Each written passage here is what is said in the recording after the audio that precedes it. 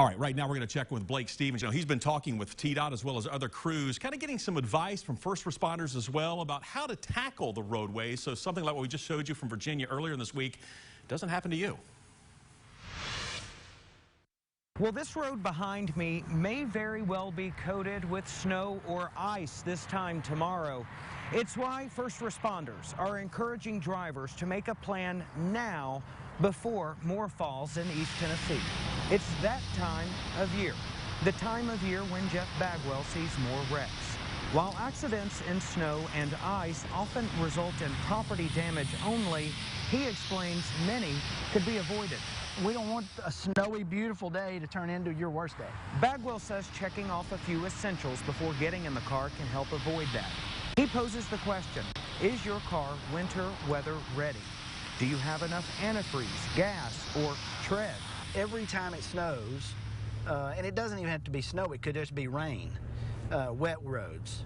Every time it happens, we'll have a car crash, and when the police look at the tire tread, there is no tread. His biggest piece of advice to those who have to hit the road in hazardous weather is to slow down. Drive defensive. If you normally do 55 or 60 on a lot of roads, or 45 and 50, you know, with snow on the ground, you need to at least do 10, 20 miles an hour less than what you would normally. Speed is a killer when it comes to snow and ice, because a lot of people don't realize that when you hit snow and ice, you don't slow down, you accelerate. We're going down a big hill. Keep your brakes on there, just tap them just a little bit.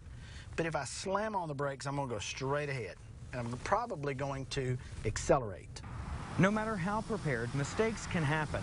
It's why he says you should be equipped with things like a blanket and a phone charger just in case. You've got a plan to avoid it and be the Boy Scout model. You know, plan for the worst. You know, if you do that and you think about it in that context, you'll probably be better prepared and not have those kind of problems. And Bagwell says you should avoid calling 911 unless there is an actual emergency.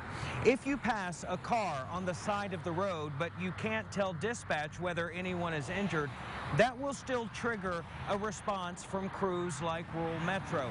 That can tie up resources for someone who may actually be in a life-threatening situation. In Knoxville, Blake Stevens, WATE 6 on your side.